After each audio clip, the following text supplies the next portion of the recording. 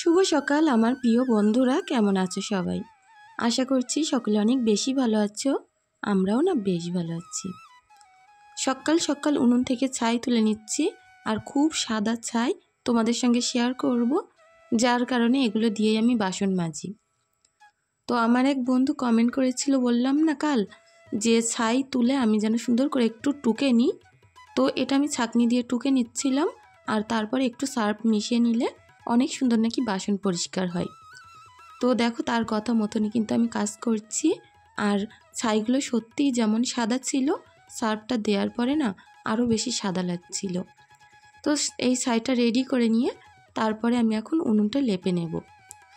প্রত্যেকটা ছোট্ট ছোট্ট কাজের মতো একটু একটু সেভ করতে চাই, যাতে করে সংসারটা সুন্দর এবং সচ্ছল হয়ে ওঠে।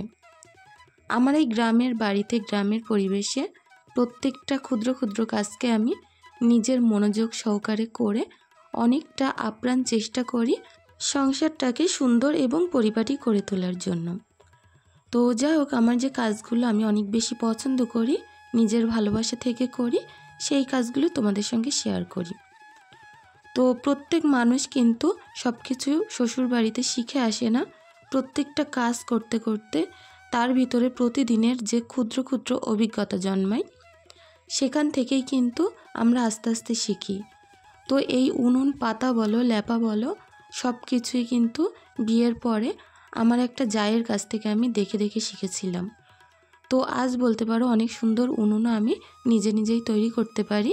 আর অবশ্যই একটুখানি শুকনো পড়লে চারিদিকে যখন মাটি উঠবে, আমি চেষ্টা করব আরও সুন্দর একটা উনুন পেতে নেওয়ার জন্য। কারণ এই উনুনটা যেহেতু অনেক বয়স হয়ে গেছে, চারিদিক থেকে মাটি ছাড়িয়ে ছাড়িয়ে পড়ে যাচ্ছে। তো আমি কিন্তু প্রতিনিয়ত একটু একটু করে মাটি দিয়ে দিয়ে ঠিক করে নিই। তো এতে যদি গোবর দেওয়া যেত তাহলে আরও সুন্দর টাইট হয়ে যেত মাটিগুলো। তবে গোবর যেহেতু রান্নার জায়গায় দিই না, সেই কারণে কিন্তু এই অবস্থা। তো তারপরে আমার গাছটাও একটু সুন্দর করে পানি দিয়ে নিচ্ছি। প্রত্যেক দিন নিজেদের খাদ্যের যেরকম প্রয়োজন আছে, সেরকম আমি মনে করি এই গাছগুলোরও অনেক বেশি খাবারের প্রয়োজন। তো সকালে উঠেই কিন্তু আমার প্রতিটা গাছে আমি খুব সুন্দর করে পানি দিয়ে নিই। তো তারপরে চলে আসলাম পুকুর পাড়ে। বেশ অনেকগুলো জামা কাপড় এখন আছে, তো সেগুলো সুন্দর করে কেচে ধুয়ে নেব। পুকুরের পরিবেশটা দেখো কতটা না বেশি সুন্দর, পানিগুলো না ঝকঝক করছে। প্রত্যেকটা গাছের ছবি যেন পানিতে ফুটে উঠেছে। প্রতিটা মেয়েই চায় কিন্তু তার সুন্দর একটা রান্নার জায়গা হোক, সুন্দর একটা বাসন মাজা কাজ করার জায়গা হোক। তো আমার যেটুকুনি আছে তাই নিয়ে আমি অনেক বেশি সন্তুষ্ট। হয়তো সংসারটা একটু চালাতে টাফ হয়ে পড়ে, তবুও আমার যেটুকুনি আছে সেটুকুনি নিয়ে না বেশ ভালো আছি। আর আমি কিন্তু সেটাই তোমাদের সঙ্গে শেয়ার করার চেষ্টা করি, যে অল্প কিছুতে মানুষ কিভাবে খুশি থাকতে পারে, কি অল্প জিনিসেও কিভাবে সংসার চালাতে পারে। তো প্রত্যেকটা সংসারে কিন্তু আলাদা আলাদা রকম জার্নি আছে, যেখানে আমাদের অনেকটা কষ্ট করেই এই সংসারটাকে চালিয়ে নিয়ে যেতে হয়। কিছু কিছু সময় হয়তো বাইরের মানুষ জানতে পারে না যে নিজেদের ঘরে কি হচ্ছে, তবে কষ্ট সৃষ্ট যাই হোক না কেন, চেষ্টা করি ঘরের ভিতরে থেকে সবগুলোই সুন্দরভাবে আবারও তৈরি করে সেই জায়গার পরিস্থিতিটা বদলে নেওয়ার জন্য। কারণ সংসারটা আমার, গুছিয়ে তোলার দায়িত্ব আমার। আবার সংসারের যে বড় বড় বিপদ সমস্যাগুলো আছে, সেগুলোও কিন্তু নিজেকেই মানিয়ে নিতে হবে। তো হাজব্যান্ড যেহেতু বাড়িতে থাকে না, সংসারের যে বাজার থেকে শুরু করে প্রত্যেকটা কাজ আমাকে কিন্তু অনেক সুন্দরভাবে পরিপাটি করে নিজেকেই করতে হয়। ছোট ছোট দুটো বাচ্চা আছে, তো তাদেরকে সাথে নিয়ে কিন্তু আমার এই সংসারটাকে ক্ষুদ্র ক্ষুদ্র যে সমস্যাগুলো, সেগুলো নিজে চেষ্টা করি সমাধান করে নেওয়ার জন্য। তো দিনের শেষে পুরুষ মানুষ হয়তো বাড়িতে আসে, তো তার সঙ্গে যদি দুটো ভালোভাবে কথা বলা যায়, তখনও কিন্তু সংসারে একটা শান্তি বিরাজ করে। তো সবথেকে বড় জিনিস সংসারে দুটো মানুষের ভিতরে মনের মিলটা, সেই জিনিসটা থাকলে কিন্তু তুমি যতই কাজ করো, সংসারে যতই কষ্ট হোক না কেন, তোমার কষ্ট বলে মনে হবে না। আর যে সংসারে দেখা যাচ্ছে খুব সামান্য সামান্য জিনিস নিয়ে হিস হিস খিসখিস আছে, তো সেই সংসারটা কিন্তু একটা কি বলবো যে অনেক বেশি জাহান্নামের মতো মনে হয়। তো অনেকগুলো গল্পই তোমাদের সঙ্গে শেয়ার করলাম। ছোট ছোট জিনিসে চেষ্টা করি খুশি থাকার জন্য। তো সেই ছাইটা দেখো এখন তো পুরো সুজির মতো সাদা দেখা যাচ্ছে। কতটা ভালো লাগছিল জানো তো। আমাদের মেয়েদের এরকম কাজের জিনিস যদি একটু ভালো হয় বেশ ভালো লাগে জানো তো। তো এখন আমি প্রত্যেকটা বাসন পুকুরের পানি দিয়ে একটু ধুয়ে ধুয়ে নিলাম, যাতে করে এঁটো কাটা কিছুই না থাকে এতে। আর যদি এঁটো কাটা থাকে তখন কিন্তু আমাদের যে বাসন মাজা এই পলটা, এটা কিন্তু অনেক নোংরা হয়ে যায় আর খুব খারাপ লাগে। তো দেখো প্রত্যেকটা বাসন আমি খুব সুন্দর করে ঘষে ঘষে মেজে নিচ্ছি আর খুব সুন্দরভাবে পরিষ্কার করেও নিচ্ছি। তো যাই হোক, এরকম একটু চেষ্টা করি সংসারের কাজগুলো নিরিবিলি জায়গায় করার জন্য। আর আমার বাড়ির প্রতিটি জায়গায় খুব নিরিবিলি। প্রত্যেক দিন এত এত কমেন্ট আসে, আমার অনেক বন্ধুরা কমেন্ট করে থাকে তোমার বাড়িটা অনেক বেশি সুন্দর, অনেক সুন্দর জায়গায়। আর এর থেকেও বেশি কমেন্ট আসে যে তোমার পুকুর পাড়টা খুব ভালো লাগে। তো সেই সকল বন্ধুদেরকে জানাই আমার আন্তরিক অনেক ভালোবাসা। আসলে তোমাদের যেমন ভালো লাগে এখানটায় কিন্তু আমার মনটাও খুব ভালো লাগে। প্রত্যেকটা জিনিস সবসময় চেষ্টা করি ভালো লাগার সঙ্গে করতে, কারণ ভালোবাসা আর ভালো লাগা এই দুটো জিনিস যদি আমাদের কাজের মধ্যে রাখতে পারি তবে প্রত্যেকটা কাজ খুব সহজ বলে মনে হয়। তো দেখো তারপরে বাসনগুলো মাজা শেষ করে ওই যে কালির হাঁড়িটা ছিল সেটাই মেজে পরিষ্কার করে নিচ্ছি। হাঁড়ির তলায় যেহেতু নেওন দেয়া ছিল, সামান্য ডলতেই দেখো কতটা না সুন্দর চকচক করছে। হাঁড়ির তলায় যদি একটু নেওন দিয়ে নেওয়া হয় মাজতে কিন্তু খুব বেশি সময় লাগে না। তো এখন গাটা আমি খুব সুন্দরভাবে ডলে ডলে মেজে নিচ্ছি। রান্নার সময় চকচকে হাঁড়ি দেখলেও কিন্তু মনটা ভালো লাগে।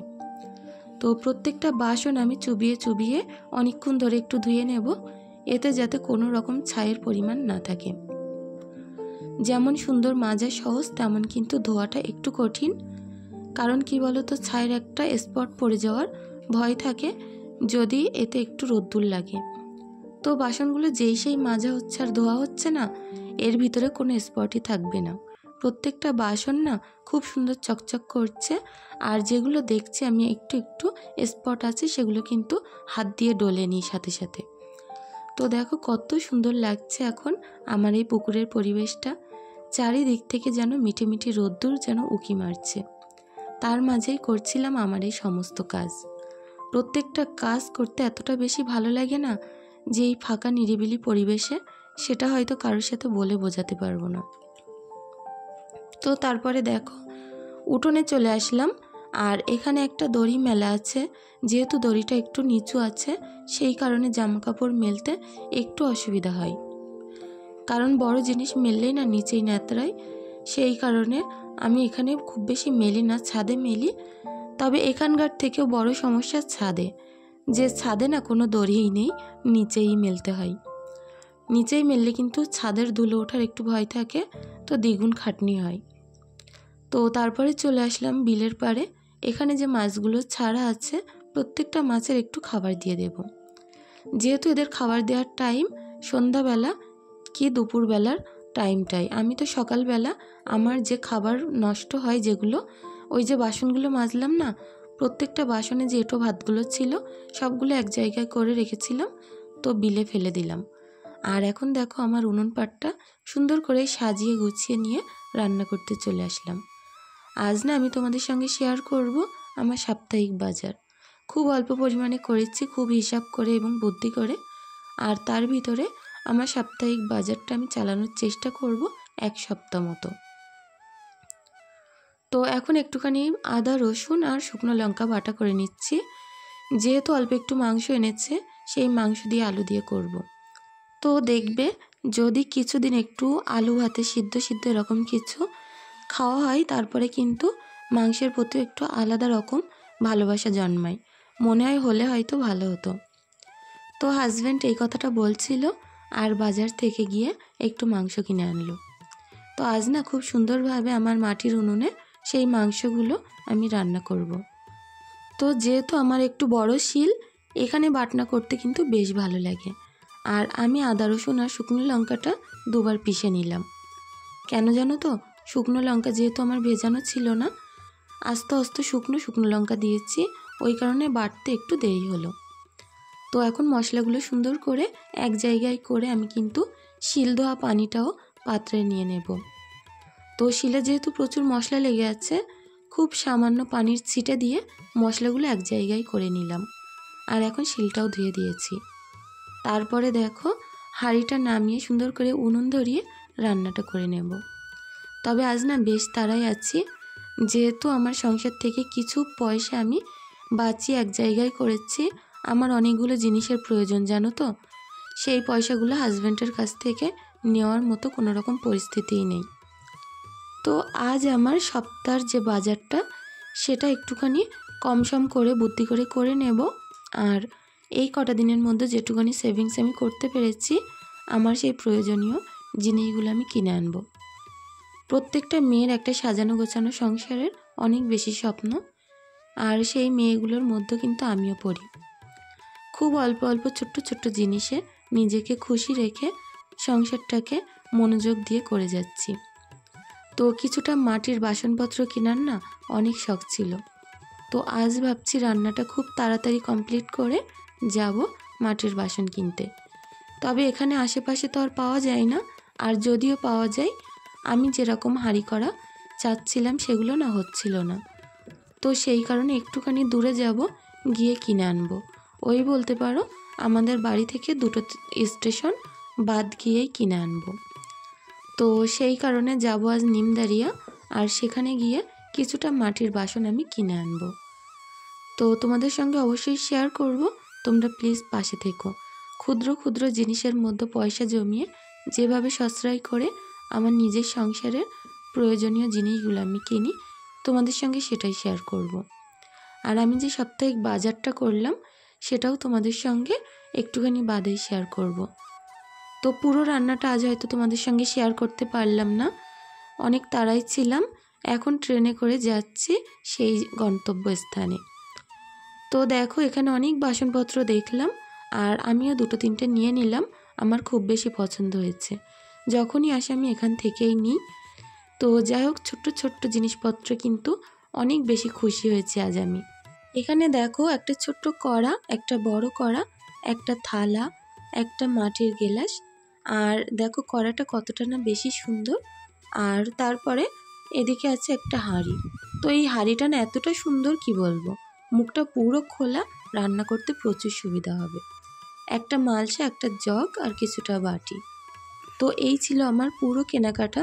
তোমাদের কেমন লাগলো প্লিজ কমেন্ট করে জানিও। হয়তো খুব বেশি দাম না জিনিসগুলোর, তবু আমার কাছে অনেক দামি, কারণ অনেক দিন পরে আমি এগুলো কিনতে পেরেছি।